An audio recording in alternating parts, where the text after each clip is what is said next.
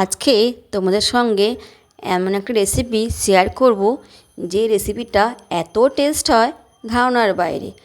আর এমন একটা নিরামিষ রেসিপি, এই রেসিপিটা কিন্তু অসাধারণ লাগে। দেখো বন্ধুরা, আমি কিন্তু 5 ফোড়ন নিয়ে নিয়েছি মটর ডাল ভেজানো, আর নিয়েছি সয়াবিন।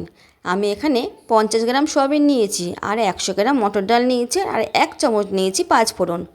নমস্কার বন্ধুরা, মুনমুন কুকিং চ্যানেলে তোমাদের সবাইকে স্বাগতম। তো দেখো, আমি আগে সয়াবিনটা ভালো করে সেদ্ধ করে নেব। সুন্দর করে সেদ্ধ না করলে কিন্তু ভালো লাগবে না খেতে।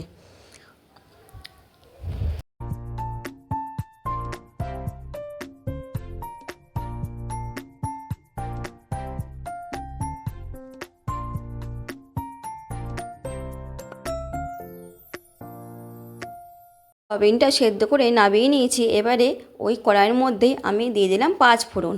5 ফোড়নটা ভালো করে আমি টেলে নেব, যাতে সুন্দর একটা গন্ধ বেরোয়, ততক্ষণ কিন্তু টালতে হবে। তো দেখো, 5 ফোড়নটা কিন্তু মোটামুটি আমার টালা হয়ে গেছে। এবারে আমি নামিয়ে নেব। নামিয়ে ওই কড়াইয়ের মধ্যে কিন্তু আমি তেল দিয়ে দেবো। 2 চামচ তেল দিয়ে দিলাম।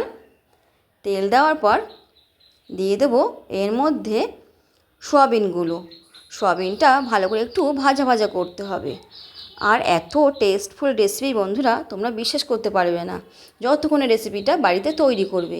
দিয়ে দিলাম পরিমাণ মতন হলুদ আর কাশ্মীরি লঙ্কা, যাতে একটু কালারটা সুন্দর আসে।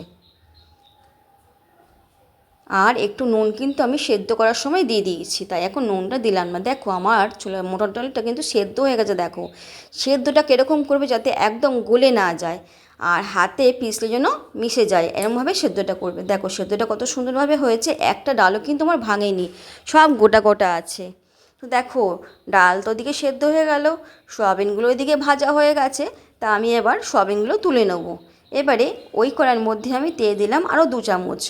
তেল দিয়ে তেলটা গরম হওয়ার পর দিয়ে দেবো সাদা জিরে ফোড়নে, দিয়ে দেবো গোটা গরম মশলা, এলাচ, দারচিনি, লবঙ্গ, দিয়ে দেবো শুকনো লঙ্কা, দিয়ে দেবো তেজপাতা। এবারে ভালো করে ফোড়নটা একটু পুড়িয়ে নেবো, যাতে গন্ধটা সুন্দর আসে। যতক্ষণ না গন্ধটা আসে ততক্ষণ কিন্তু নাড়াচাড়া করতে হবে। তো দেখো, ফোড়নটা আমার হয়ে গেছে। এবারে কিছু গুঁড়ো মশলা আমি অ্যাড করব।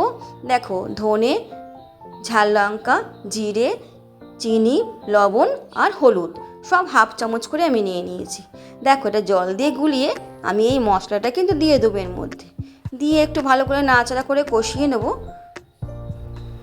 আর অবশ্যই গুঁড়ো মশলা কিন্তু জল দিয়ে একটু গুলিয়ে তারপরে মশলাটা তোমরা দেবে, তাহলে কিন্তু ভালো হবে। এবারে আমি দিয়ে দেবো মটর ডালগুলো, যে সেদ্ধ করা মটর ডালগুলো আমি একে দিয়েছিলাম। মটর ডাল দিয়ে ভালো করে একটু কষিয়ে নিতে হবে।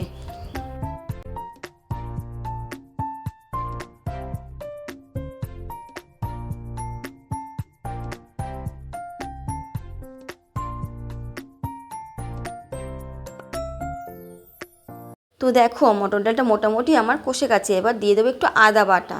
হ্যাঁ, আদা বাটাটা পরে অ্যাড করবে, দেখবে খুব সুন্দর টেস্ট হবে আর সেন্টটা খুব ভালো ছাড়বে। এবারে ভালো করে একটু কষিয়ে নেবো।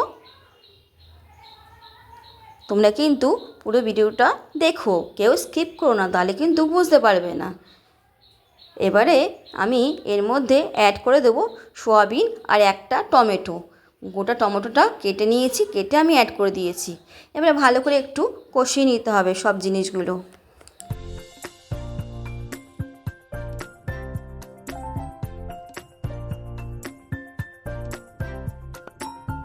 এখানে ততক্ষণ কষুক, আমি ততক্ষণে একটি হামুল দিস্তার মধ্যে ওই যে 5 ফোড়নটা টেলে রেখেছিলাম না, একটুখানি গুঁড়িয়ে নেবো আধ ভাঙা করে। খুব কিন্তু গুঁড়াবে না, ভালো লাগবে না। একটু আধ ভাঙা করে গুঁড়াবে, দেখবে খেতে খুব ভালো লাগবে। তো দেখো, আধ ভাঙা করে আমি গুঁড়িয়ে নিচে দেখিয়ে দিই তোমাদের কীরকমভাবে আমি গুঁড়িয়েছি। দেখো, দেখতেই পাচ্ছ, একদম আধ ভাঙা করে গুঁড়ানো হয়েছে, খুব কিন্তু মিহিন করিনি।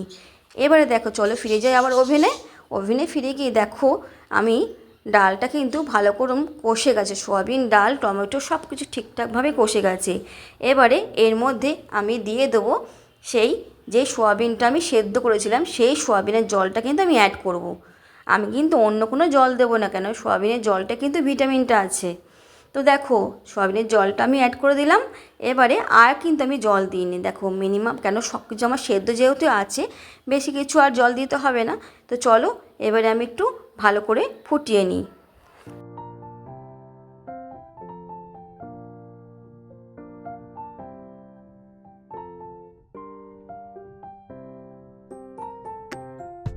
দেখো যখন ফুটে উঠেছে, এবার আমি দিয়ে দেবো পাঁচফোড়ন গুঁড়োটা, যে পাঁচফোড়নটা আমি রেডি করে রেখেছিলাম।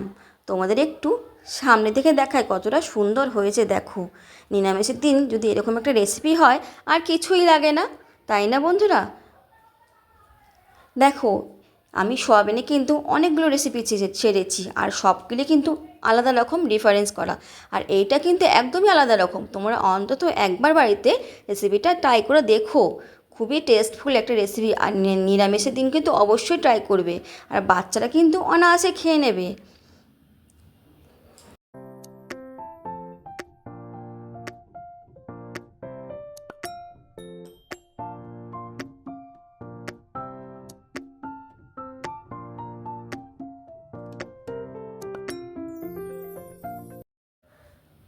দেখতেই পাচ্ছ বন্ধুরা কেমন হয়েছে বলো। চলো আমি নামিয়ে নিই। দেখো, গরম গরম ভাতের সঙ্গে এরকম যদি একটা রেসিপি থাকে তাহলে আর কিছুই লাগে না। কালারটা এত সুন্দর হয়েছে সে বলার মতন না, আর খুবই সুন্দর টেস্ট হয়েছে। তোমাদের কেমন লাগলো অবশ্যই একটা লাইক অ্যান্ড কমেন্ট করে জানিও, আর সুন্দর করে একটা হাইপ করে দিও।